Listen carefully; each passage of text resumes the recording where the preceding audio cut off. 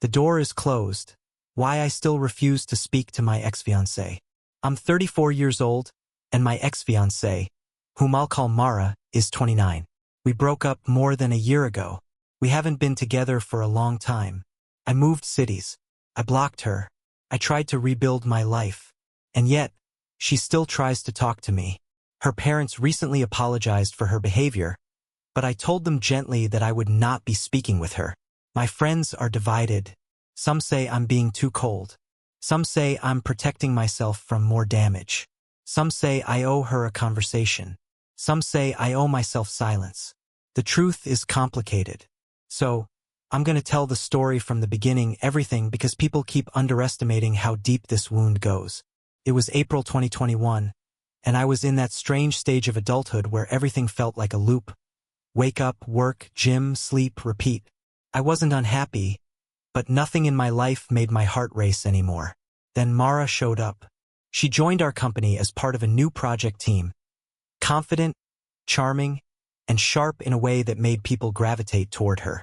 She had warm brown eyes that lit up when she talked, and she smiled with her whole face. I remember the first conversation perfectly. She walked up to my desk, leaned slightly against the divider, and said, "Are you the guy who always eats the same lunch?" I blinked at her. I guess so." She grinned like she'd caught me doing something illegal. "Turkey sandwich, apple, bottle of water. Every day. Do you ever get bored?" I laughed, and she laughed too. And it wasn't polite laughter, it was the kind that makes your chest feel warm. She told me her name, Mara, and said she'd likely forget mine, but remember the face of the turkey sandwich guy forever. She was magnetic. Over the next few weeks, she found excuses to walk by my desk. Sometimes she'd pretend she needed the printer near me. Sometimes she'd ask me questions she definitely already knew the answers to. And sometimes she'd just smile and keep going. One evening, we both got stuck working late. The office was dim and quiet, the kind of quiet that feels intimate even when nothing is happening. She stretched, groaned dramatically, and said, "If I have to stare at this spreadsheet for one more minute, I'm throwing myself out the window. Want to grab dinner?" I hesitated for half a second. Not because I didn't want to, but because she caught me off guard. She tilted her head. That wasn't a rhetorical question. We walked to a small Italian place. She talked with her hands. She got spaghetti sauce on her shirt and pretended not to care. She told me stories about her childhood, described the musical her mom made her audition for as a kid. It was traumatic, but I won Best Tree, and asked questions like she genuinely wanted to know me. By the time we walked out at closing time, she felt like someone I'd known for years. 1 week later, we were dating. Felt natural, effortless, like the missing piece of my life had finally arrived without warning. But then came June 2021. It was a small misunderstanding, stupid, honestly. She told me she needed something done by Friday. I wrote it down as Monday because she said it while rushing out the door and I misheard. When she found out, she snapped. Not privately, not calmly. In the break room, where at least 5 coworkers were eating lunch, she raised her voice and said, "I can't believe you don't listen. Do you ever pay attention? This is ridiculous. If you can't listen, maybe we shouldn't be together." Felt like she'd slapped me. The entire room went silent. I tried to explain, but she stormed out before I could form words. For the rest of the day, she ignored me. Not coldly, simply erased me, like she had hit a mental delete button. The next morning, she acted like nothing had happened. She said, "Good morning," in the same tone she'd use with a stranger. She didn't apologize. She didn't acknowledge the scene. She just pretended our relationship, our real relationship, didn't exist. That hurt more than the yelling. Every day after that was torture. People at work looked at me with this weird sympathy, like they wanted to say something but didn't know what. In August, I finally quit. I told myself I'd left for better opportunities. But the truth was that my chest tightened every time I saw her walk down the hall. Even though I left the job, we lived in the same neighborhood. I'd see her at the grocery store or in line at the coffee shop.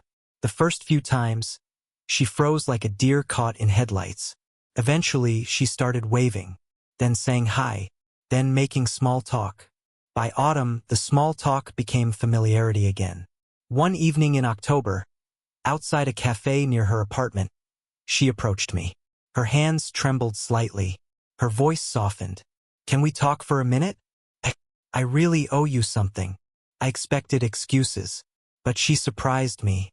She said, "I messed up. I shouldn't have yelled at you at work. I embarrassed you. I humiliated you. I've been thinking about it for months, and I'm still ashamed." She wiped her eyes before tears fully formed. She didn't defend herself. She didn't shift blame. She didn't pretend it wasn't as bad as I remembered. She owned it. And because she was being vulnerable, and because I never fully got over her, we reconnected. We took it slow. We talked about boundaries. We rebuilt trust. By February 2022, we were officially together again. Older, wiser, softer toward each other. For a while, it felt like we'd matured exactly the right amount. The next year felt like a movie montage. Road trips, cooking disasters, inside jokes. She'd steal my hoodies and pretend she didn't know where they went.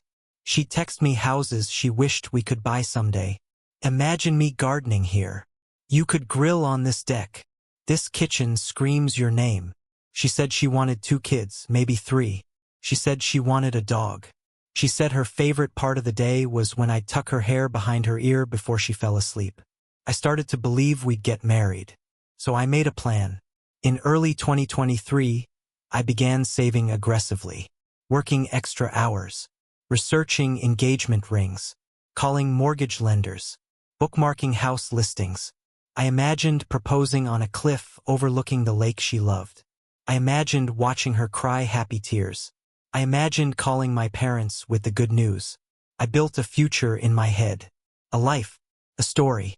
But while I was building, she was unraveling. In May 2023, she sat across from me at her kitchen table and said, "I think we should take a break."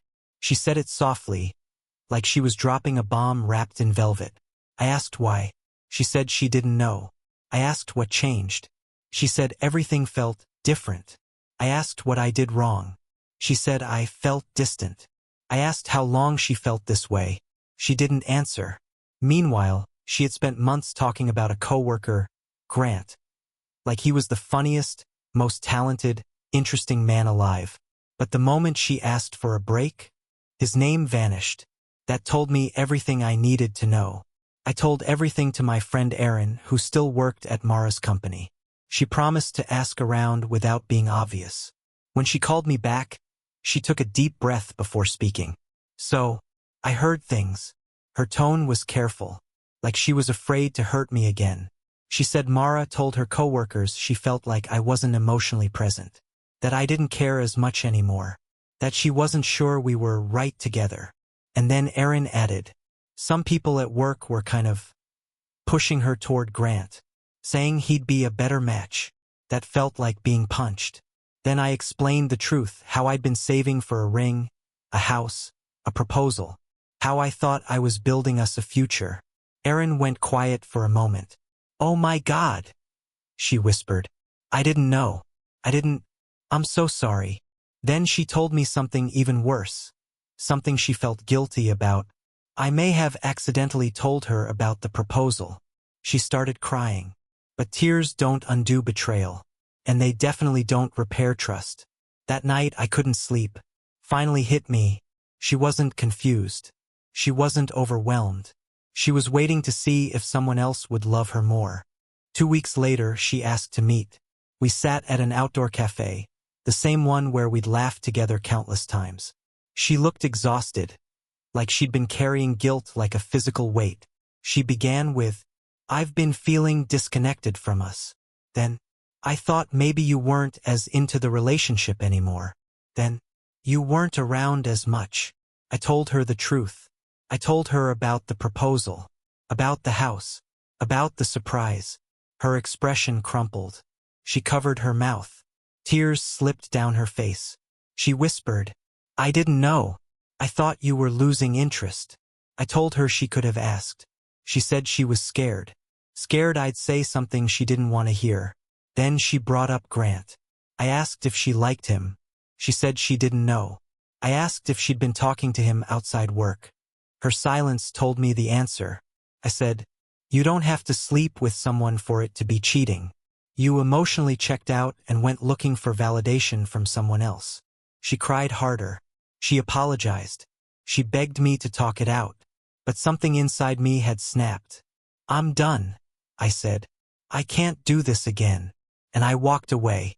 Not because I wanted to, because staying would have killed something inside me. I was devastated for weeks. Sleep felt foreign. Food tasted bland. My apartment felt too quiet. So, in late 2023, I told my employer I needed a transfer. They approved it. I packed everything, drove 6 hours away, and started my life over. I deleted photos. I blocked her on everything. I changed my routines. I tried to forget her voice. Some days I felt progress. Some days I stared at the ceiling wondering how I misread everything. Healing is not linear. It's messy. It's slow. And it's lonely. When December came, I went home for Christmas. Friends threw a reunion party. I didn't know Mara had been invited. When she walked in, I felt my stomach drop. My pulse sped up. My chest tightened. We made eye contact. She smiled politely. I forced a nod. Her hair was shorter. She wore a deep green dress that reminded me of a wine-tasting trip we took once. She laughed with her friends, tilting her head the same way she used to with me. And I hated that my heart still reacted. I hated that I still remembered the exact shape of her smile. I hated that she still felt familiar. Later that night, I learned she and Grant were over. No surprise, but it didn't bring the satisfaction people assume it would. It only made me sadder, because it confirmed what I knew. She didn't leave because she found someone better. She left because she didn't know what she wanted, and I paid the price for her uncertainty. A few days after the party, a friend called me. He said someone wanted a favor. I already felt dread building in my chest. He said Mara got a job in the city I had moved to, through her uncle, and needed a ride there. I said, "Absolutely not." He tried guilt-tripping me. "She just wants to talk. You both need closure. It's just a drive." I told him I would rather walk barefoot across broken glass. Then I hung up. A week later, I was jogging early in the morning. The park was quiet. Sunlight filtered through the trees. I slowed down to catch my breath on a bench. Then I heard footsteps behind me. "Hi!" It was her. She looked nervous, hopeful, unsure. She said she hadn't had the chance to talk to me at the party. She asked how I was doing. She said she missed our conversations. I cut her off. "I don't want to talk." She took a step toward me. "Don't be like that, please." Her voice cracked. "Just a little." I said, "Thinking about you hurts. Talking to you hurts. Seeing you hurts. That's why I can't talk to you." She whispered, "That's exactly why we should." I shook my head and walked away. She called after me, but I didn't look back. After posting about everything online and reading advice, I felt clarity for the first time. I decided, I am not talking to her. Not now. Not ever. My peace is not worth sacrificing for someone else's closure. Even my friends started getting annoyed with her persistence. They stopped trying to push us together. Aaron even posted about people who don't understand boundaries, which everyone knew referred to Mara. Then a mutual friend called late at night. He said Mara wanted to send one last message. "She knows why you won't talk. She won't try to reach you again. But she hopes someday you'll want to talk. She says her door is open." I told him, "My door isn't." A week later, I received a message from Mara's mother. She asked if I could call her. I hesitated, but I respected her parents, so I did. When she answered, she put me on speaker so her husband could join. Mara wasn't there, thank God. Her mother said, "We're so sorry. We had no idea what she was doing. She shouldn't have followed you.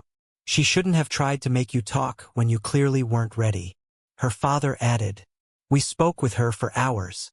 That conversation should be happening with a teenager, not a grown woman." They said Mara promised to get therapy, to leave me alone, to stop asking friends for updates, to focus on herself. For the first time in a long time, I believed them. Before hanging up, I said, I've always respected you both. Thank you for handling this with maturity. And I meant it. People keep telling me, you should talk to her. You need closure. You'll feel better afterward. She deserves to explain. But here's the truth. I don't want her explanation. I lived the explanation. I lived the uncertainty. I lived the accusations. I lived the silent withdrawal. I lived the emotional abandonment. I lived the humiliation twice. Closure doesn't come from reopening doors. Closure comes from locking the door and walking away. Talking to her would drag me back into an emotional maze, reopen scars that barely healed, make me question decisions I know were right, pull me into feelings I'm not willing to feel again. Refusing to talk to her protects my mental health, protects my progress, protects my future, protects the version of myself I'm trying to rebuild. I don't hate her. I don't wish her pain. But I don't want her in my life. She says her door is open. But mine is closed, locked, deadbolt, boarded up, bricked over, gone. And for the first time in a long time, I feel truly, quietly, deeply at peace. Thank you everyone for taking your time to listen to my stories that are posted in this channel. Your engagement and entertainment are a huge part of my motivation, and I hope you all will continue on supporting me in the future. Once again, thank you for watching my videos. For more content like this, please consider subscribing to my channel.